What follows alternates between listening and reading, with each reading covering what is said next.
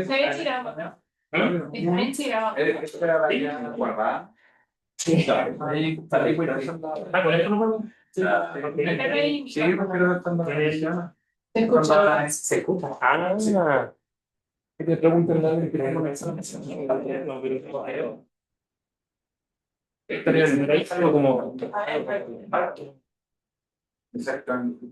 Esa es la única cámara que tenemos.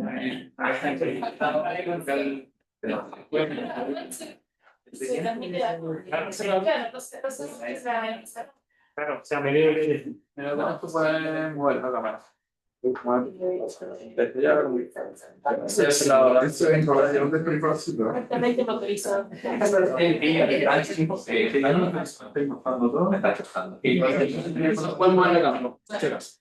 Bueno, si en realidad no se está. Tenemos 2 minutos, Vale. pero para tener así horarios. Ok. Me cuesta empezar el 18. Sí. No me parte la hora, no después del almuerzo, quiero empezar a dormir la siesta. Quiero dormir la siesta.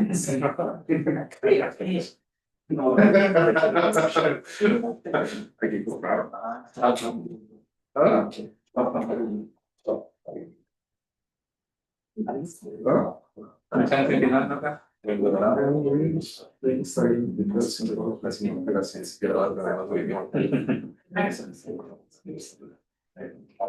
Tiene bonita letra. ¿Yo?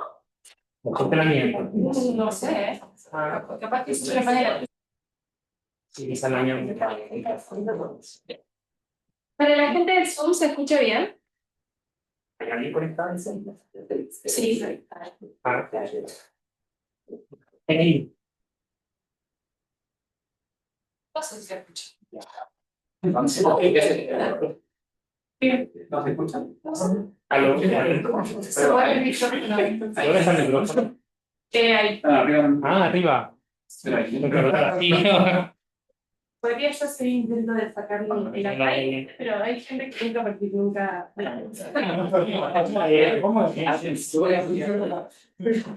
Hay como. Hay asistentes que siempre vienen, pero nunca hablan, entonces no creo que. Hay gente que viene furioso. Sí. Por ahí nos hacer como la prueba de detectar el audio.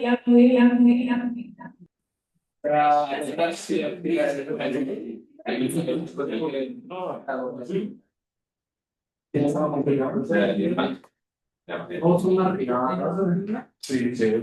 Esto es lo único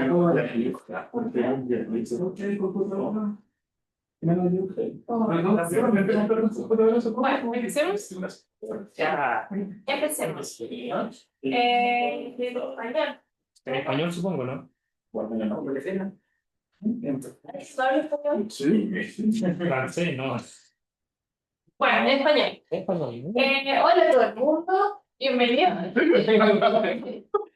No se rían, ya. Hola. Muy risueño. Bienvenidos a una nueva sesión del seminario de DP. Hoy tenemos a Nicolás Torres, quien va a hablar de On the Local Stability of the Elapsed Time Model in terms of the transmission delay and interconnection. Gracias. Bueno, primero, como siempre, gracias por la invitación.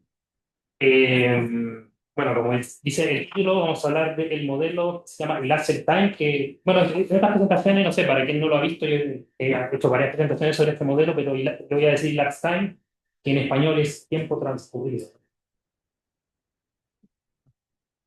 ¿Sí? Sí,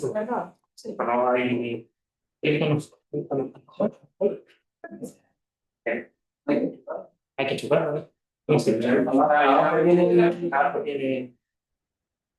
tiene. No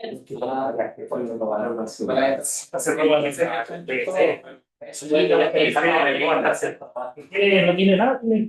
Supuestamente ahí debería ir. Ya está. Mira, anda Hace un solo utilizar, no tiene pila. No, si tiene. Bueno, ya. No, hay que hacer un clic en la. Sí. Mejor sería más. Sí funciona, sí, funciona. Maravilla. Y ahora sí. Bueno, entonces el modelo es el modelo elapsed time, que en español es como tiempo transcurrido, sería como la traducción. Ok, entonces, como siempre, que de todas las charlas que he dado, siempre doy el contexto de dónde viene el modelo, de la motivación, de la neurociencia, de la biología. En particular, los modelos de la neurociencia son bastante interesantes. Bueno, ahí dice tanto de la matemática como de la neurociencia, y en particular las EDPs, que es lo que nos concierne, que provienen de procesos estocásticos, son un área muy activa. O sea, hay mucha variedad de modelos con diferentes técnicas. Uno de los modelos el que vamos a hablar hoy día es el modelo Elapsed Time, donde en particular las neuronas, voy a tener un conjunto de neuronas que están descritas por el tiempo que transcurre después de su última descarga. Por supuesto que en la neurociencia hay muchos modelos, como voy a mostrar a continuación, donde se pueden describir de muchas maneras, pero nos vamos a enfocar en el tiempo que transcurre desde la última descarga. Entonces, ¿cómo funciona? Entonces, tengo un conjunto de neuronas interconectadas y en respuesta a un estímulo externo aleatorio, esto causará que otras neuronas se descarguen y en base a cómo es la interacción entre las neuronas podemos tener diferentes comportamientos. Esto es muy interesante. Dependiendo de la intensidad de las interconexiones, que es lo clave, que es parte del título de la charla. Entonces, para dar más contexto, en general en neurociencia hay muchos modelos a distintas escalas. En particular, por ejemplo, podemos partir de la escala más básica, que es la escala a nivel de la célula, donde uno habla de concentraciones de sodio, potasio, fenómenos químicos. Y en base a eso, los primeros modelos que existen en la neurociencia eran la escala microscópica, donde se representaba una neurona como si fuera parte de un circuito eléctrico. Estas fueron las primeras motivaciones de los modelos matemáticos de la neurociencia. Y cuando uno ya tiene un modelo microscópico, naturalmente, si uno ve las neuronas como partículas, uno puede pasar al límite, de cierta forma, como límites de campo medio, y pasar a la escala mesoscópica, donde hablamos de densidades de población, que es las escalas de las que vamos a trabajar. Y naturalmente, a partir de la escala mesoscópica, uno por supuesto quiere simular lo que uno observa de las neuronas, por ejemplo, la actividad de las neuronas, la frecuencia en que hace el spike, y también se pueden responder muchas preguntas interesantes, por ejemplo, que de la actividad mesoscópica uno le gustaría, por ejemplo, inferir cuáles son los parámetros de los modelos, que es una opción interesante. Entonces, el modelo Elapsed Time se ubica justamente en esta escala mesoscópica, una población, una densidad de población, como un límite de campo medio de un modelo microscópico. Este es el contexto general dentro de los modelos, dentro de la plétora de modelos que existe en la neurociencia. Entonces, vamos a las ecuaciones, a las EDP, a lo que nos gusta, ¿no? Entonces, ¿qué tenemos? Tenemos una ecuación de transporte, una ecuación estructurada por edad, donde en este caso la edad de las neuronas es el tiempo que transcurre desde su última descarga. Eso lo vamos a considerar como la variable A. Y nuestra incógnita, la función que queremos estudiar es la función n, que es la densidad de las neuronas en tiempo t, con tiempo transcurrido de su última descarga, o sea, con edad A. Otra magnitud que es importante, que es la cantidad mesoscópica, macroscópica, es la actividad total de las neuronas, que es esta función R de t, que depende, en este caso, del estado en el que está el sistema en tiempo t menos d, donde d es el delay sináptico. Dicho de otro modo, tengo una ecuación de transporte con un decaimiento dado por esta función S, que explicaré a continuación qué rol cumple, y tengo R de t, que es exactamente la integral de las neuronas que se descargan. Dicho de otro modo, que en edad igual a cero, las neuronas reentran en el ciclo justamente dado por esta integral. Y por supuesto, como estamos en una condición a retardo, entonces tengo una condición inicial definida entre menos d y c. Entonces, ¿qué es la función S? Que es la clave, es la dificultad, la no linealidad de esta función S, que le vamos a llamar el coeficiente de disparo. En general, no hay una notación, una denominación estándar en la literatura, porque en algunos libros a la integral del S por n le llaman el firing coefficient. Pero por simplicidad le vamos a llamar S al que está en la ecuación y vamos a llamar el tasa de descarga. Entonces, esta función S depende de la edad de las neuronas y depende también de la actividad R que describí anteriormente. Y satisface estas condiciones técnicas que no sea cero en todas partes y que está acotada. Entonces, pensando en la terminología estructurada por edad, las neuronas tienen una edad A, que es el tiempo en que se ¿Qué ha pasado desde que se descargaron por última vez? Se descargan, o sea, decrecen exponencialmente según esta tasa S, y cuando una neurona se descarga, inmediatamente regresa con edad igual a cero. ¿Y cuánto regresa igual a cero? Exactamente la integral de lo que se descarga. De modo que el sistema formalmente conserva la masa. Importante para el análisis. Entonces, inmediatamente renacen, cuando una neurona se descarga, considera que muere, pero inmediatamente renace con edad igual a cero, según esta condición de borde no local que es bastante estándar en los modelos estructurados por edad. Entonces, otra observación, dependiendo cómo S dependa de R, de la actividad, podemos tener diferentes regímenes. Por ejemplo, si el coeficiente de disparo es decreciente con respecto a la actividad, vamos a decir que el sistema es inhibidor. Eso quiere decir que mientras más grande sea la actividad, las neuronas son menos susceptibles a descargarse. Y caso contrario, es el caso excitador, cuando a medida que aumenta la actividad, las neuronas van a ser más susceptibles. Efecto contrario.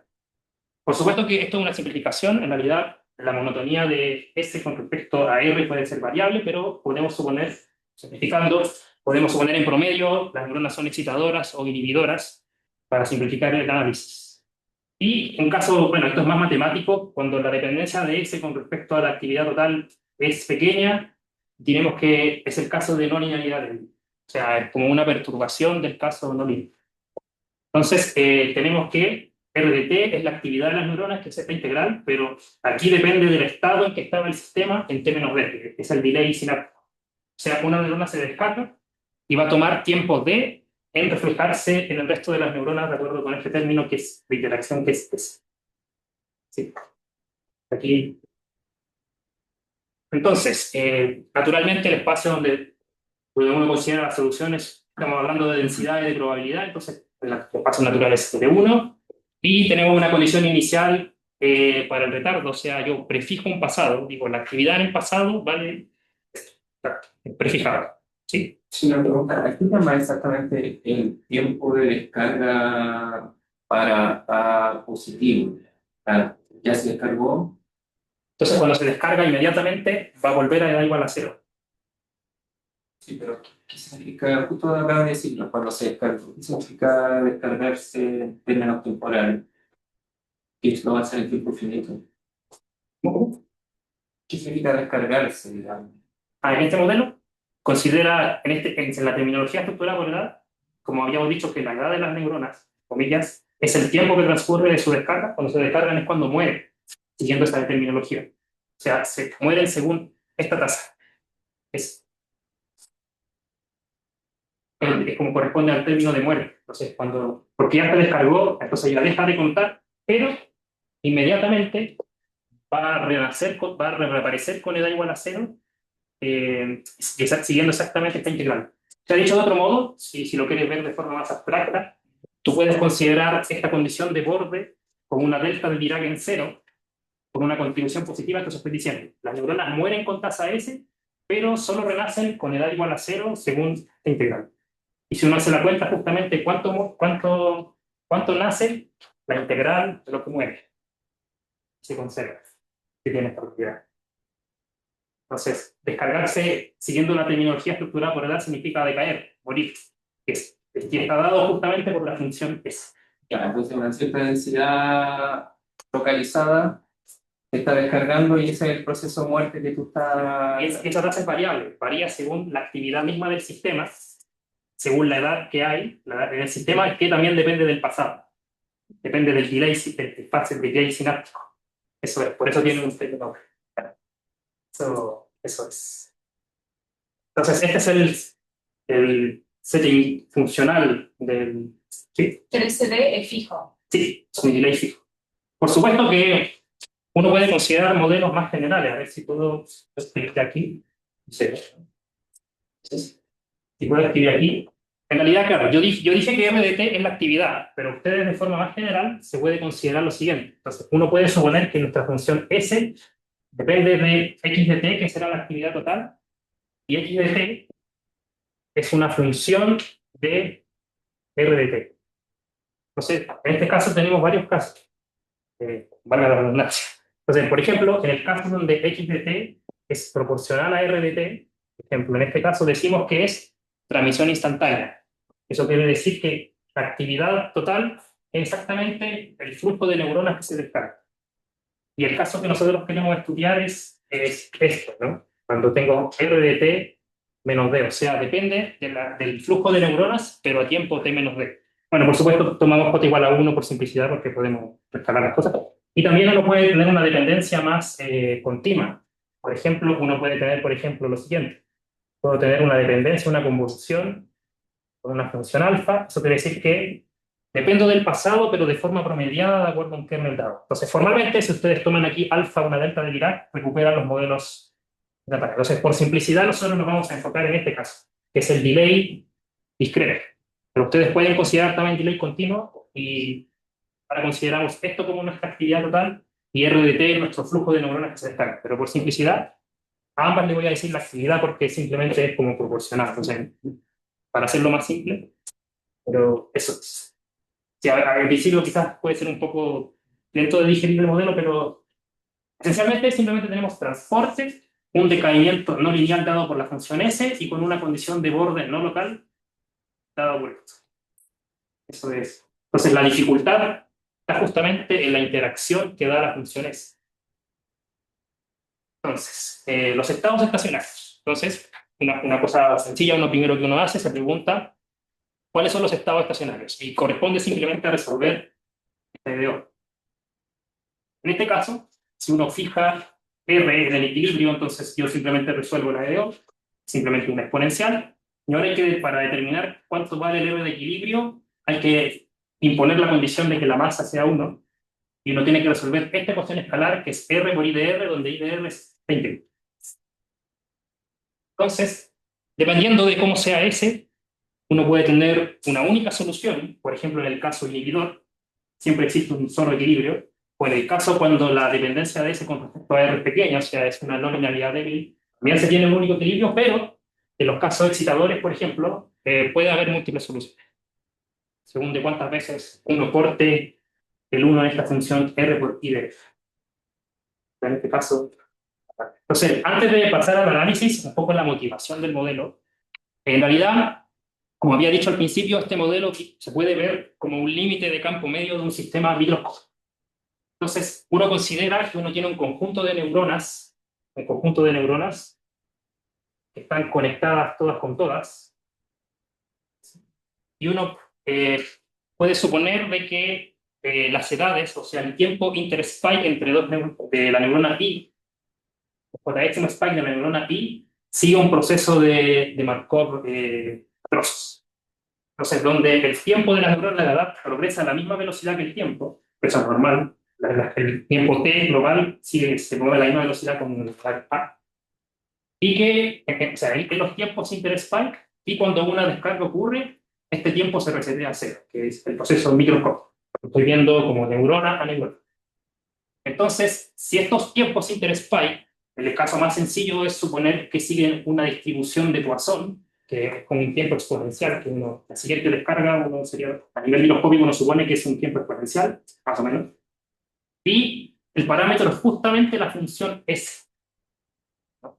Donde la actividad media se puede calcular a nivel discreto, que es hacer una especie de promedio, un promedio de los tiempos interspikes de todas las neuronas del sistema.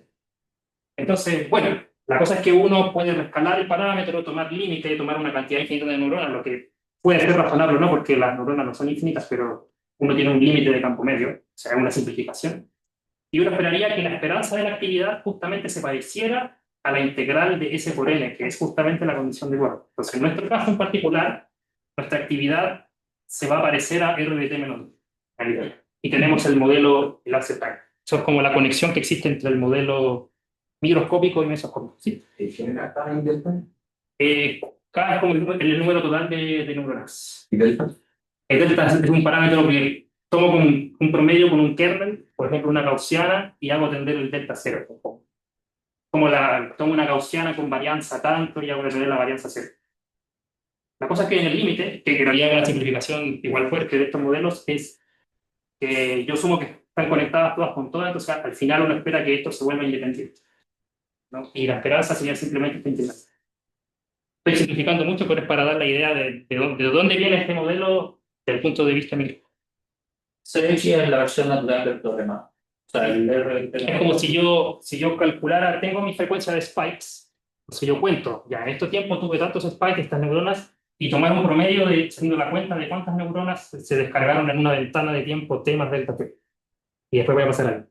Mando un promedio ponderado. Bueno, que ahí según la forma en que uno toma el promedio puede tener un modelo distinto. Entonces no hay como una versión con avance de este modelo. Como con avance. Hay modelos que se llaman con avance y con retardo. Cuando tienes retardo es porque estás considerando el intervalo, la parte de atrás del problema, el intervalo menos de cero. Pero también hay con avance, que quiere decir que miras un poco el futuro, cómo afecta tu problema. Ah, no, o sea, en este caso siempre estamos mirando a pasado. A ver, pues depende. Una pregunta, ese límite que estás tomando, ¿tú sabes si rigurosamente se ha aprobado bajo Sí. algunas cosas? Hay trabajos bueno, de la gente de NISA, que es especialista en probabilidad y estadística, donde tienen un trabajo donde hacen la derivación formal del proceso de Poisson y deducen justamente nuestra ecuación del Einstein. Sí. Trabajos de Patricia Renaud y Julien Chevalier, que son expertos en la parte estocástica, la versión estocástica de este modelo de las neuronas de Spike, hicieron la derivación formal de ese modelo. Sí, eso sí está hecho. Aquí lo resumí muy a grosso modo, me tomé mucho, pero es para dar la idea. Entonces, ya. O sea, igual la introducción es un poco larga, pero necesaria para dar contexto. Entonces, ¿qué es lo que se sabe? Entonces, uno de los primeros casos que estudié, que esto lo estudié cuando estaba en la tesis, estudié el caso D igual a cero. Eso quiere decir que la transmisión es instantánea. Ocurre un spike, inmediatamente se va a ver reflejado al resto de la neurona. Entonces, en este caso, si ustedes observan, podemos tener ciertos problemas. El primero es que sobre well positives, ¿no? Que el problema no necesariamente está bien puesto, porque si ustedes observan aquí formalmente, ustedes tienen RDT aquí y RDT acá. Eso quiere decir que RDT satisface una ecuación de punto fijo a cada instante, y según como sea ese, podemos tener casos donde tuviéramos múltiples soluciones a partir de una misma condición inicial. Ese es un problema. Entonces, uno de los trabajos donde abordamos este aspecto fue con Mauricio Sepúlveda y Luis Miguel de Concepción, donde reestudiamos el problema de la teoría de existencia, y en base a eso desarrollamos un esquema numérico que resuelve en cada punto, resuelve el problema de punto fijo para asegurarse de que la función sea continua. Un esquema iterativo, porque esto puede tener múltiples soluciones, por los equilibrios, pero uno esperaría que la función fuera continua. Y hay una condición que dice que hasta qué punto se puede extender de forma continua la solución. Entonces, si bien suponer que la transmisión es instantánea es una simplificación, quizás no sea tan buena. En la vida real, en realidad, existe un delay. Hay que considerarlo por muy pequeño que sea en la escala de tiempo. ¿Qué otros resultados se conocen respecto a este modelo? Convergencia exponencial al equilibrio en el caso de no unidad de Davis. Esto ha sido hecho por varios autores con distintas técnicas. Tenemos Pagdaman, Mischler y Cañizo, donde básicamente en la teoría lineal sabemos que las soluciones convergen al equilibrio, y bajo perturbación de un caso no lineal, una perturbación pequeña, esperamos que se mantenga el mismo comportamiento. Y otro resultado más reciente de Bertam y Salor es donde mostraron convergencia en el caso inhibidor. Convergencia al único equilibrio. ¿Existe un único equilibrio en ese caso, me imagino, Sí. ¿no? ¿Cómo se ve el equilibrio en ese caso? Es lo que puse aquí.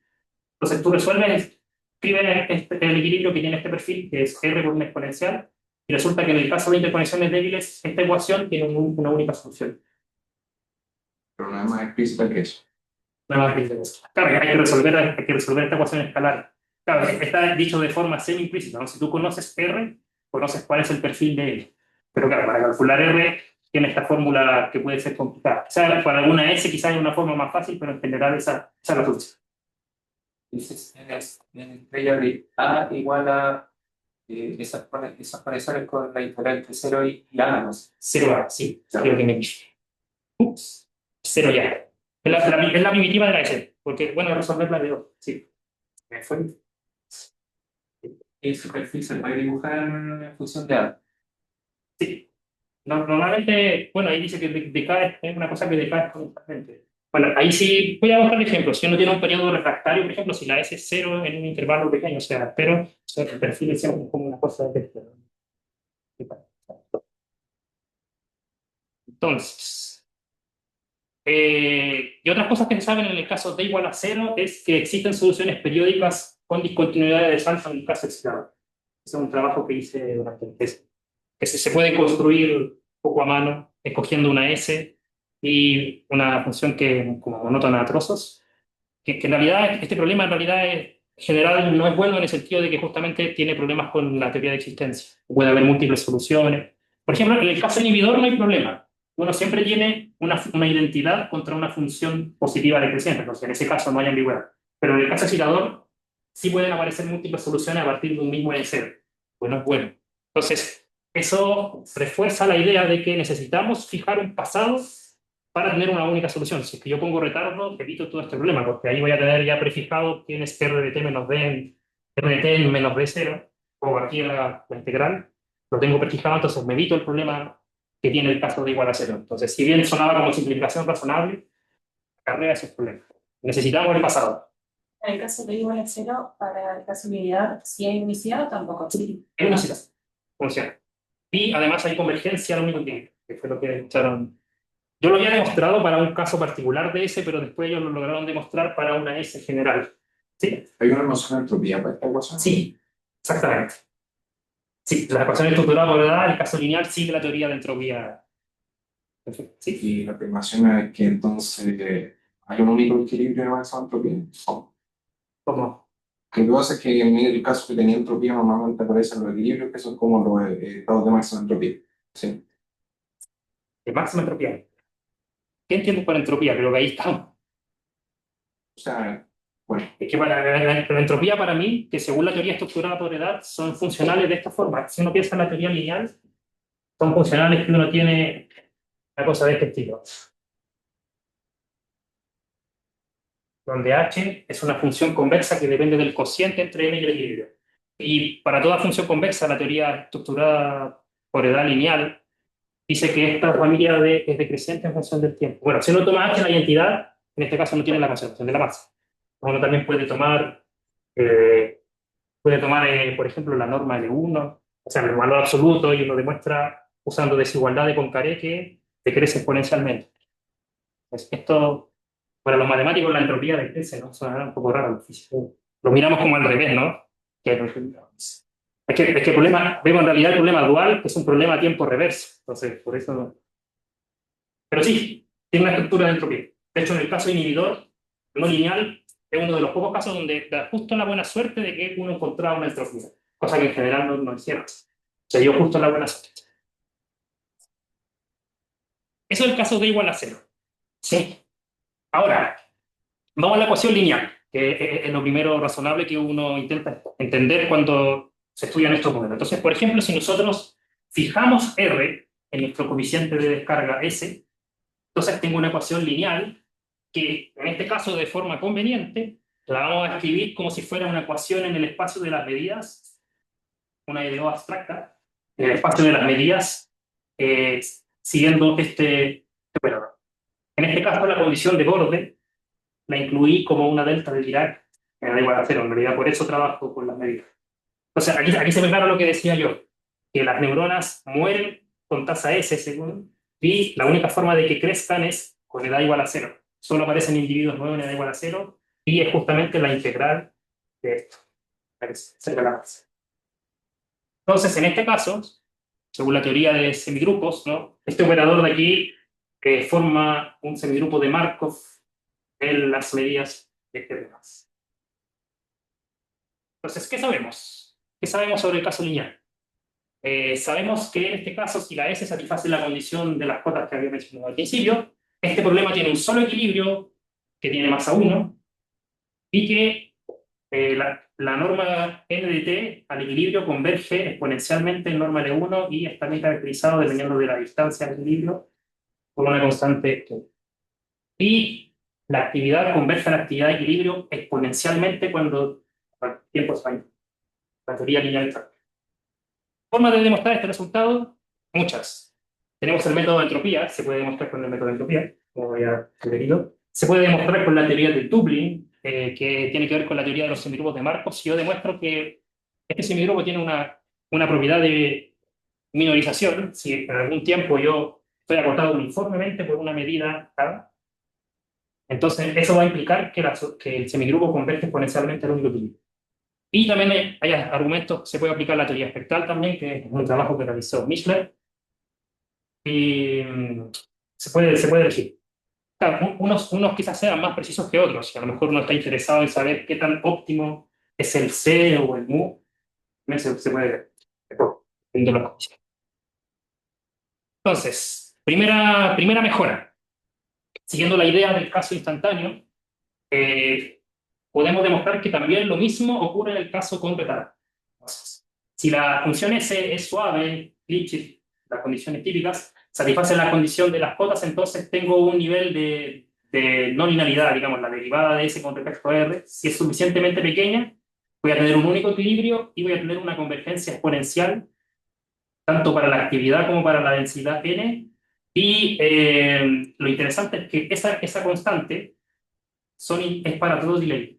Si la conectividad, la no linealidad es suficientemente débil, tengo convergencia exponencial con las mismas constantes que sirven para todo uniforme. Entonces tengo una adaptación del resultado clásico de esto, lo adapto al caso con retardo y no linealidad. Lo cual es natural. Básicamente, hacer un argumento perturbatorio.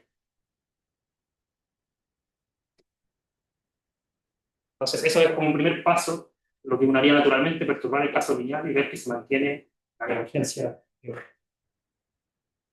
Entonces, volvamos a la ecuación lineal. Ya aquí empieza lo interesante. Entonces, volvemos a la ecuación lineal. Ustedes pueden notar que R de T, la actividad del problema lineal, satisface una ecuación de Volterra, que es de esta forma. Una ecuación de convolución donde los coeficientes están dados por esto que dependen explícitamente de S y de la condición inicial. Y mejor aún, son una derivada de algo. ¿Ven? Entonces, si ustedes tienen una ecuación de Volterra, entonces lo natural es aplicarle la transformada de Laplace. Entonces, en este caso, formalmente, tenemos lo siguiente, ¿no? Que a uno le gustaría decir formalmente que la solución del sistema de esta ecuación de Volterra es la antitransformada de este objeto, si es que existe, si es que está definido en alguna parte, de alguna forma. Pero formalmente a nosotros nos gustaría decir la solución es la antitransformada de esta función f de z. En el plano.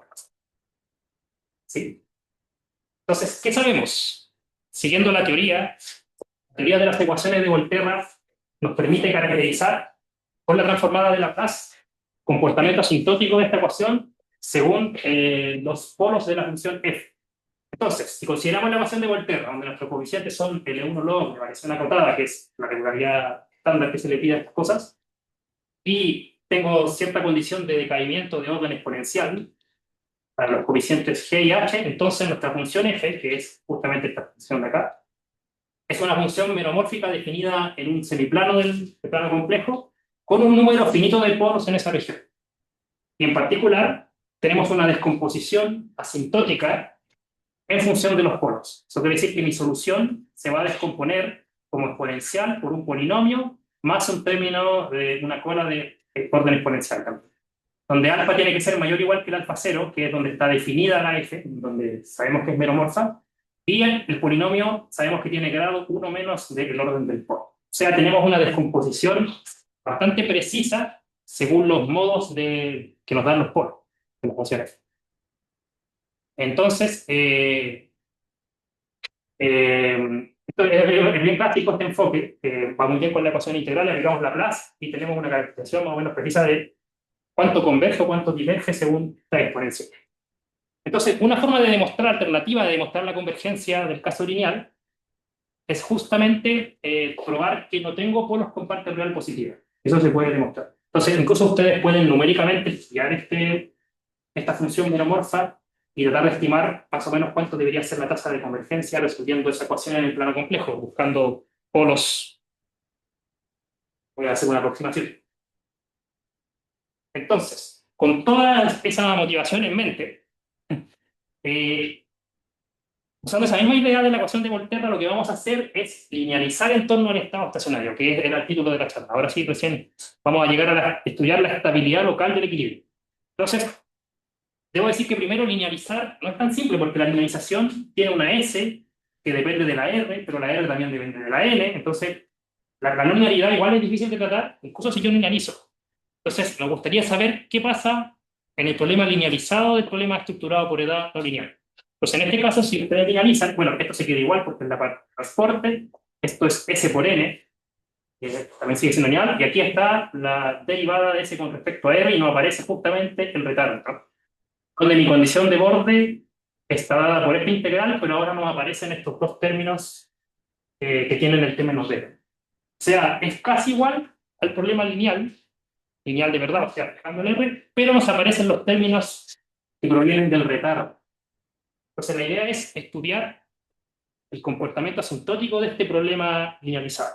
Para ello vamos a seguir la misma estrategia de adaptar el argumento de las ecuaciones de Volterra y ver en qué casos la solución va a converger a cero, se va a ir a infinito o pasará a otra cosa. Entonces, ¿cuál es el parámetro clave? La cosa es que en la linealización aparece esta constante A estrella, que es la integral de la derivada de S con respecto a R por n del equilibrio, y esta constante va a ser clave en decirnos si el equilibrio va a ser estable o va a ser inestable. Entonces, por ponerle un nombre, a la constante A estrella le vamos a llamar la intensidad local de interconexión. O sea, nos dice qué tanto es como la corriente en cierto sentido, qué tanto es en torno al equilibrio. Entonces, seguimos la misma estrategia. Entonces, primero, antes de volver al problema de Volterra, ¿qué es lo que haría uno naturalmente para estudiar la estabilidad? Ver los valores absolutos, ¿no? Entonces, siempre uno escribe la función phi como si fuera una exponencial por un producto, ¿no? Entonces, aplicando la condición de que integra cero, entonces tenemos esta ecuación para lambda. Se ve un poco complicada, pero después vamos a ver que está conectada con lo que había mencionado antes. Y si ustedes resuelven para lambda, por supuesto, la función propia está dada por la función. No se ve muy bonito, pero obviamente que si la parte real es positiva de lambda, entonces el equilibrio es inestable. Nada que decir, bastante estándar. Pero sin embargo, si yo estoy en el caso que todos mis valores propios son negativos, entonces tenemos que demostrar que efectivamente la solución del sistema converge a cero. Eso hay que demostrarlo. No basta solamente con decir que todos tienen parte real negativa. Y para ello, justamente seguiremos el enfoque de las ecuaciones de Dirichlet-Volterra. Entonces, ahora, mi ecuación linealizada la voy a escribir como la parte lineal que ya conocemos cómo se comporta, el problema lineal, de verdad, más una perturbación que depende del retardo. Y esta perturbación justamente tiene la derivada de S con respecto a R, la constante A estrella y la delta en C. Entonces, la pregunta es, ¿de dónde saco una ecuación de Volterra? Muy fácil, la sacamos de la fórmula de Duhamel, porque esto ya nosotros lo conocemos. Si es que esto no estuviera, esto ya sabemos cómo se comporta, sin el retardo, que es la teoría lineal estándar. Y ahora le vamos a agregar este término del retardo y vamos a aplicar la fórmula de Duhamel para finalmente deducir que la actividad del problema linealizado satisface una ecuación de Volterra más un término que depende del retardo, o sea, una ecuación de Volterra modificada. O, si lo quieren ver de otra forma, es una ecuación de Volterra donde el H tiene una singularidad porque tiene aquí un término menos. Ahora los coeficientes son un poco más difíciles, o sea, hay más términos. Entonces, la función g de t es este coeficiente, pero es explícito, o sea, depende de R0, que es conocido, depende de phi0, que es la condición inicial. Este semigrupo es la solución del problema lineal, que ya conocemos cómo se comporta, tenemos el gama espectral, y tenemos de nuevo R0, o sea, son coeficientes conocidos. Y h de t es h de 0 por esta indicatriz, donde h de 0 es justamente la integral de S por la solución del semigrupo del problema lineal. Entonces, de nuevo, ahora como tenemos una ecuación de tipo Volterra, aunque tenga retardo, sigue siendo natural tomarle transformada de Laplace, y nos va a quedar una ecuación similar, que es esta. O sea, lo único que cambia, o sea, importante, lo puse en rojo, que ahora tenemos este exponencial de menos z por d, que es el efecto del retardo, y el a estrella. Entonces, a esa ecuación nosotros le vamos a estudiar los polos para saber si el equilibrio va a ser estable o va a ser inestable. Entonces, esto incluso es una dificultad, porque a diferencia del caso sin retardo, uno tiene que la transformada, este término h gorro en 0 en z se va a hacer cuando la parte real, los reales z tiende a infinito, esto se va a 0, pero ahora tengo esto exponencial, bueno, de derecho imaginario. Y ahora que tengo esto exponencial oscila, entonces hay que tratarlo con cuidado. Entonces, ¿qué nos dice? Entonces, ¿qué tenemos? La estabilidad en términos de los polos. Entonces, si tomamos nuestra función S, tenemos nuestro equilibrio, entonces sabemos que existe un alfa cero, tal que las transformadas de Laplace están definidas en ese dominio, y la estabilidad local está dada por los polos de esta función. En el siguiente sentido, si esta función tiene un cero con parte real, entonces el equilibrio es linealmente inestable, que es el caso que ya teníamos. Y si todos los ceros tienen parte real negativa, entonces el equilibrio es lineal asintóticamente estable. Y vamos a tener, por supuesto, la descomposición en polos, tal como en el caso anterior. Pero hay una sutileza, una observación importante. Sabemos, a diferencia del caso lineal, donde sabemos que son finitos polos donde yo estoy mirando la transformada de Laplace, en este caso, aquí tengo una cantidad infinita de polos que se están concentrando alrededor de esta recta. El logaritmo del valor absoluto de la estrella dividido por d. Entonces, cuando uno mira a la derecha de esa recta, uno puede aplicar la expansión básica como si fuera el caso Volterra-Casa. ¿Sí? Y los coeficientes de los polinomios también. Hay un polinomio de grado 1 menos que el orden del polo, etc. Entonces, eso ya nos dice una cosa. Porque, por ejemplo, ya voy a spoilear un poco. ¿Qué pasa si el A estrella, por ejemplo, fuera mayor que 1? Si la estrella fuera mayor que 1, entonces el logaritmo de A estrella va a ser mayor que 0. Y así yo tengo una cantidad de polos que se están acercando a esta recta. Entonces voy a tener polos con parte real positiva. Entonces eso ya nos va a indicar una inestabilidad. Y esto se va a ver reflejado, por supuesto, en la expansión asintótica de esta expansión. Son reales o complejas. Pueden ser complejos, son los polos. Sacar alfa mayor que un máximo. Me da la impresión que fuera real. Digo, pero la parte real tiene que ser mayor que... ¿qué más? Bueno, es una observación que quizás es esperable, pero lo menciono, es que resolver la ecuación de los polos es exactamente resolver los valores propios. O sea, dicho de otro modo, en este dominio, hablar de valores propios y hablar de polos de esa función f es exactamente lo mismo, lo que es razonable, solo que es como verlo a través de otro enfoque, ¿no? Digo el cero. ¿Qué pasa cuando no tengo el cero?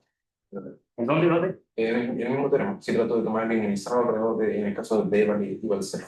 D igual 0. Sí, ¿tiene sentido la pregunta o no? Bueno, es que en ese caso te quedaría, depende, que en algunos casos también funciona la caracterización con D igual 0, pero algunos teoremas de estabilidad solo te van a servir si D es mayor que 0. Estoy diciendo que tengo una singularidad como el infinito, entonces sí, no la veo. Pero sí, a priori también sirve. Lo malo es que necesitas que A estrella sea distinto de 1. A estrella igual a 1 es como el caso malo, porque te queda mal puesto el problema. Entonces, linealizar ahí también te arrastra el problema cuando lo ves en ese caso. Sí.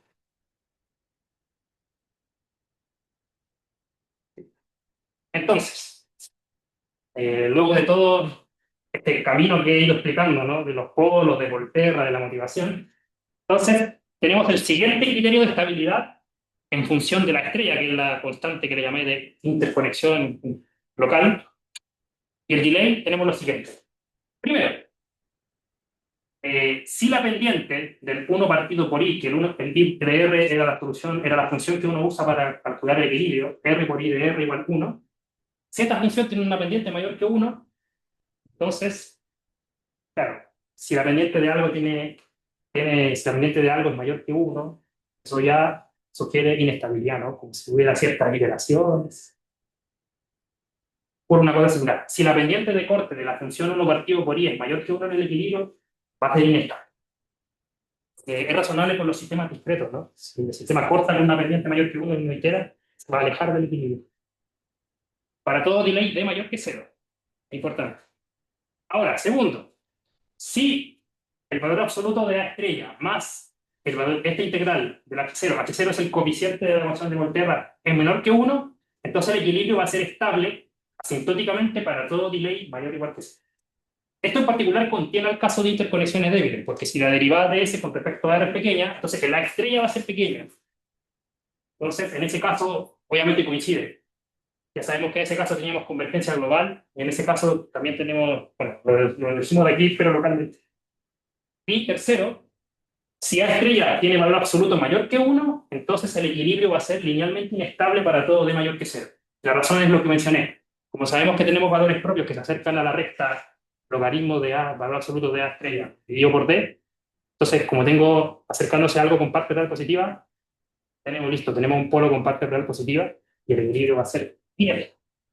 Y en el caso de igual a 0, si lo habías preguntado, si D es igual a 0, entonces sabemos que el equilibrio es asintóticamente estable si A estrella tiene valor absoluto menor que 1. En ese caso sí se puede decir. Y también es estable bajo perturbación. O sea, si A estrella tiene valor absoluto menor que 1 y es estable para D igual a 0, sí. Si es estable para D igual a 0, entonces también lo va a hacer para D pequeño. Después voy a mostrar un ejemplo donde eso sí ocurre. Sí, eso. Bien, entonces, ¿qué pasa, por ejemplo, unos ejemplos? Pongamos un ejemplo, después de tanta abstracción y tanto Volterra. Por ejemplo, tomamos S que tenga periodo refractario. Eso quiere decir que S es una función phi de R y con una indicatriz de A mayor que sigma. Esto quiere decir que S es 0 si es que la edad es menor que sigma. Lo que quiere decir que en ese caso la ecuación se transforma, es como transporte puro, pero una vez que yo alcanzo el valor sigma, me voy a descargar como phi de R. En este caso, la estrella es fácil, tiene esta fórmula sencilla, y en este caso la ecuación para los pueblos es resolver esta ecuación, que si bien es una exponencial por una función racional, bueno, numéricamente se puede ver. O sea, eso creo que se puede resolver, aparece en términos de la función de Lambert, ¿no? Se llama. Resolver z por exponencial de z igual a algo, entonces la inversa de eso en los complejos nos da muchas ramas, pero más o menos una modificación. Entonces, en este caso particular, uno sí puede tener un criterio de estabilidad más o menos exhaustivo. Bajo la misma hipótesis, si A estrella es menor que 1, sin signo, entonces el equilibrio va a ser asintóticamente estable sin retorno. A estrella menor que 1. Esto incluye los casos inhibidores negativos y el caso de interconexiones de él. Ahora, si A estrella tiene valor absoluto menor que 1, entonces sabemos que se mantiene bajo perturbación. O sea, la estabilidad para retardo pequeño va a ser la misma que para D igual a 0 en este caso. Ahora, tengo un caso de interconexión suficientemente débil, tal que el equilibrio va a ser estable para todo D mayor que 0. También, ver la ecuación de los fuerzas. Y si A estrella es menor que menos 1, ya sabemos por el criterio que va a ser inestable. Habíamos dicho, valor absoluto de A estrella mayor que 1, entonces va a ser inestable para todo retardo. O sea, hay una diferencia. En el caso inhibidor, por ejemplo, sin retardo es estable porque converge al mismo equilibrio, pero yo agrego cualquier retardo, se va a volver inestable, porque aparece un polo con parte real positiva.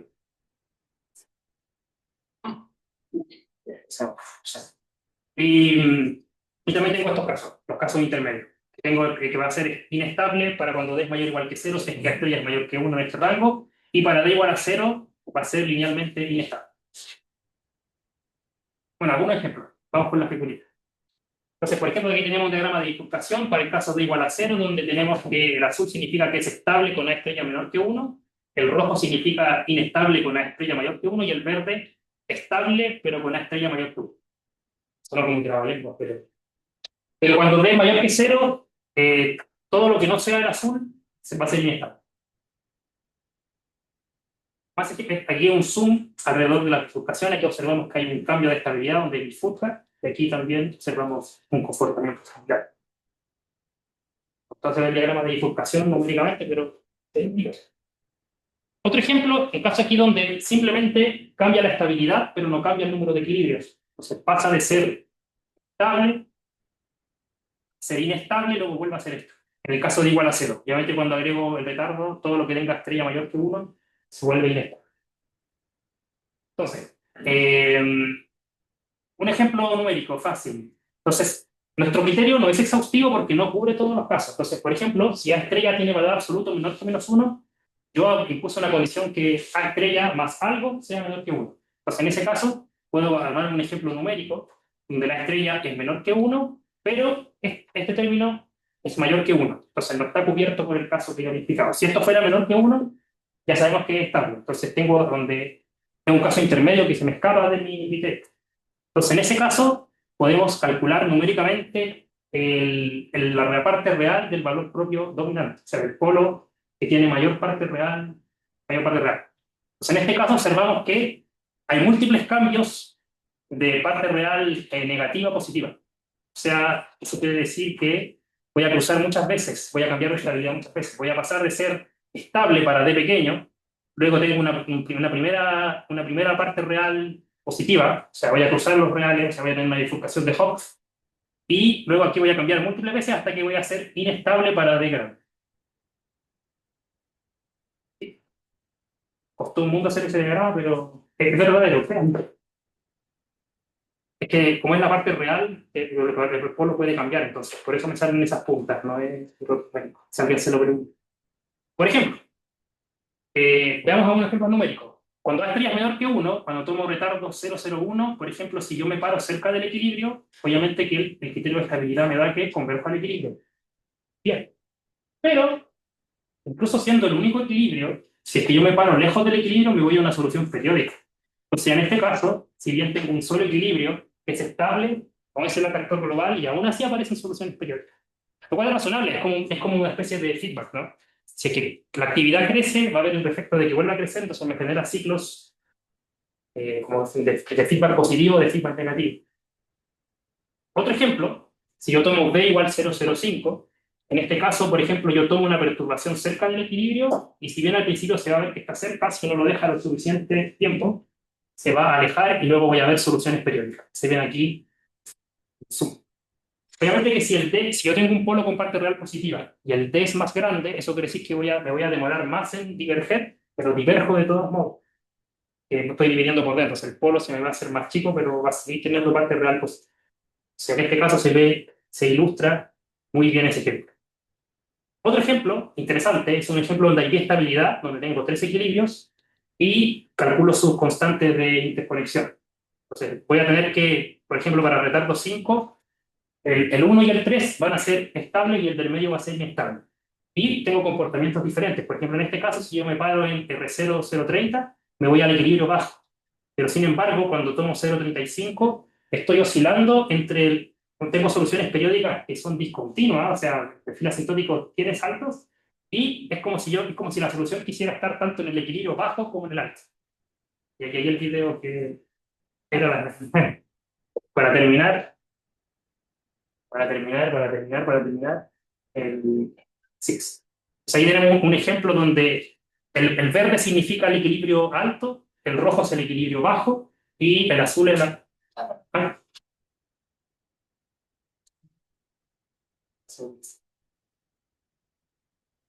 ese era el resumen. Todo se condensa en esa imagen. Pero hay otro video. Pero en resumen, condensando todo lo que dije, todo se puede... Bueno. Entonces ahí tenemos un ejemplo de una solución periódica. Y se fijan que es como que cuando la actividad es baja, son esos valores que aparecían en la parte inferior, pero inmediatamente tiene una discontinuidad aquí, hacia adelante. Y el perfil se parece al equilibrio alto. Y se repite periódicamente. Eso. Ahora volvamos a la operación de nuevo. Y resumiendo, recapitulando, todos los resultados se resumen en esta figura. Donde ya habíamos demostrado que para A estrella mayor que 1 y retardo positivo es inestable. Tenemos los casos de interconexiones débiles, donde es estable para todo delay. Y tenemos una región de transición donde para D pequeño voy a ser estable, pero me van a aparecer, para cierto nivel, me van a aparecer múltiples bifurcaciones de Hopf, zona de transición. Y para retardo grande conjeturamos que el equilibrio debería ser inestable. Y lo mismo para el caso excitador. Esto está hecho simétrico solamente de forma ilustrativa. No es simétrica la curva, pero uno tiene el comportamiento similar. Hay una región intermedia donde voy a tener estas múltiples bifurcaciones de Hopf, voy a tener estabilidad. Entonces, más o menos a nivel de modelamiento, uno esperaría que un rango realista de parámetros es donde están las oscilaciones. O sea, una interconexión que no es muy grande, muy débil. Por eso aparecerían estos patrones de la neurona. Siempre está oscilando. Entonces sería más o menos en este rango, el rango realista, decirlo de algún modo. Y bueno, eso. Que se me acaba aquí, ¿no? Pero, no sé. La pregunta. Pues, no, que, bueno, perspectivas hay varias. Por ejemplo, estudiar el criterio de estabilidad a más detalle. Por ejemplo, para una S general, yo lo hice solo para refractario, pero a lo mejor se puede decir más para una S general, manipulando esa fórmula que obtuve. También se puede también probar una cosa que no hemos demostrado, es que se cumple el principio de estabilidad no lineal, que eso no es evidente. Si yo linealicé, calculé los foros, caractericé la estabilidad linealizada, necesito demostrar que eso implica la estabilidad no lineal. Para ello tengo que poner el buen espacio, unir el buen espacio porque es una ecuación a retardo, entonces eso lo hace complicado porque tengo R, tengo N que depende de R, pero depende de R de T menos D, que depende del sistema en estado T menos D, entonces es complejo. ¿Pero hay algún ejemplo de eso que probamos? En el caso de igual a cero, y en ese caso uno sí puede despejar, puede aplicar una función implícita y ver qué pasa en torno al equilibrio, y en ese caso sí se podría hacer. Pero el problema es que la no linealidad depende de una función escalar. Y esa función escalar es no lineal. Entonces, si fuera lineal, sería más fácil. De hecho, esta técnica se puede replicar en varios problemas, no solo funciona en esto. Si tú tienes tu sistema, donde si tú fijas una función escalar y el problema te queda lineal, tú puedes caracterizar la estabilidad usando la transformada de Laplace como un principio general que conecta todas estas ecuaciones, las ecuaciones cinéticas, las ecuaciones de movimiento colectivo de las especies, todas siguen un principio más o menos parecido. Lo tienen en José Cañizo, lo hicieron para, no para este modelo, sino para la ecuación de Fokker-Planck. Nosotros habíamos sacado la cuenta para d igual a cero, pero, o sea, no la tenemos escrita todavía, pero El plano no lineal. va a dominar. El problema es que la función escalar es la integral de esto, S por N, y eso es no lineal, entonces ese es el problema. Pero, usando función implícita, sí se debería poder demostrar que el equilibrio es estable no lineal.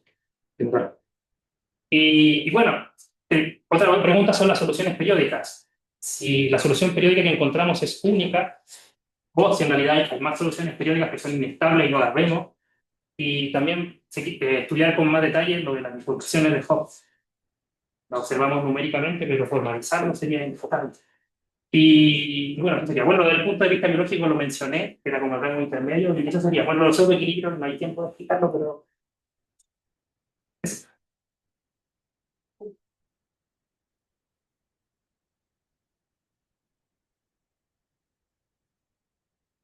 Un montón de preguntas, pero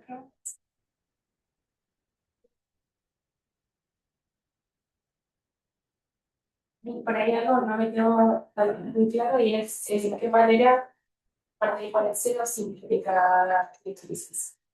O sea, entiendo que, por ejemplo, acá para la ingeniería artificial ayuda. con la cero. Sí. Ah, bueno, es que la simplificación de igual a cero es más del punto de vista del modelo, porque ya no necesitaría a priori fijar un pasado. Pero te trae el problema de que puede estar mal puesto el problema. Claro. O sea, a ver, si tú fijas con este problema con retardo, en realidad se podrá ver muy inocente, pero tú puedes resolver un sistema lineal a trozos, ¿no? Y yo esto lo fijo entre, RDT lo fijo entre menos d y 0. Se resuelvo el problema lineal, claro.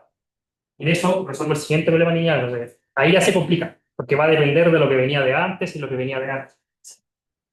Eso es. Pero claro, en D igual a cero, lo único que sabíamos era, claro, la convergencia en el caso de interconexiones débiles, las soluciones periódicas y un poco más, porque tienen el problema ese que está mal puesto, en el caso estirador. Y en el inhibidor está bien, se sabe que converge al único tipo. Solo que aquí ahora es más complejo, porque incluso en un caso de inhibidor puedes tener soluciones periódicas, con el feedback negativo. Como si la actividad crece, entonces va a tender a decrecer por la inhibición. Pero venía del retardo, entonces vuelve a crecer. Voy a tener ciclos de crecimiento, de crecimiento. Y eso es favorable a que cree soluciones periódicas. Solo que hay distintos tipos de soluciones periódicas, porque había algunas que tenían salto y otras no. Ese tipo de soluciones periódicas son artificiales, ¿no? O sea, Eso es una buena pregunta. Las del caso inhibidor son bastante naturales, porque uno tiene el feedback negativo. Pero para el caso excitador, en general en otros modelos no se habían observado soluciones periódicas en el caso excitador, salvo que tú consideres un periodo refractario. En ese caso, el periodo refractario sería como un retardo, en cierto sentido, porque tengo un periodo donde las neuronas no son susceptibles a descargarse. Y eso podría crear, naturalmente, soluciones periódicas, pero que van a ser distintas a las que provienen del retardo sináptico. Entonces, se entiende la diferencia, ¿no? El tiempo que demoran en transmitir la información y el otro es el tiempo en que las neuronas no se están descargando. Entonces, ambos actúan como un retardo, pero son de diferente tipo. Es-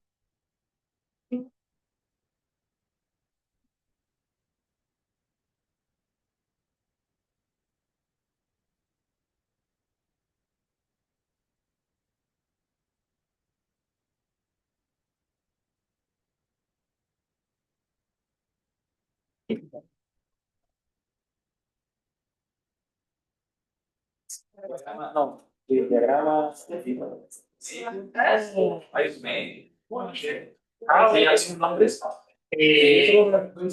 a ver, lo que hice yo